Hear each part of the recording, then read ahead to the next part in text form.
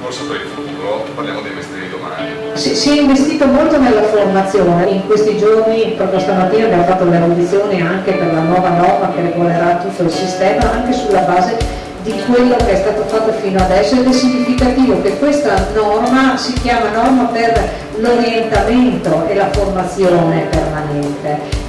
Azione prima, quella di aver riportato a livello regionale l'Agenzia del Lavoro. Ci sono state nel 2016 700 visite in azienda da parte degli uffici regionali, dei centri per l'impiego, che vanno nell'azienda a capire che cosa c'è bisogno e a capire di quali competenze, di quali professionalità, per poter poi mettere in contatto direttamente le persone. Vi faccio un altro numero che è quello del sistema di offerte del lavoro, no? Se fino all'anno scorso una persona che entrava dentro quel sistema trovava 75 offerte di lavoro, oggi ne trova 290. Significa che anche le imprese sono entrate in confidenza con la Regione e riconoscono al pubblico questo ruolo nel mettere insieme le cose. Portiamo gli imprenditori nelle scuole, facciamo dialogare aziende e altri enti che riguardano la società e in particolare naturalmente gli enti amministrativi delle scuole.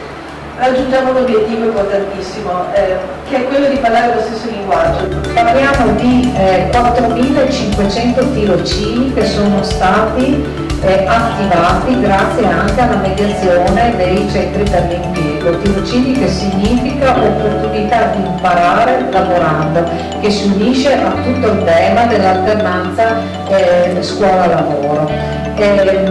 Il 60% di questi tirocinanti viene assunto o nell'azienda dove ha fatto il tirocinio o in aziende che sono simili.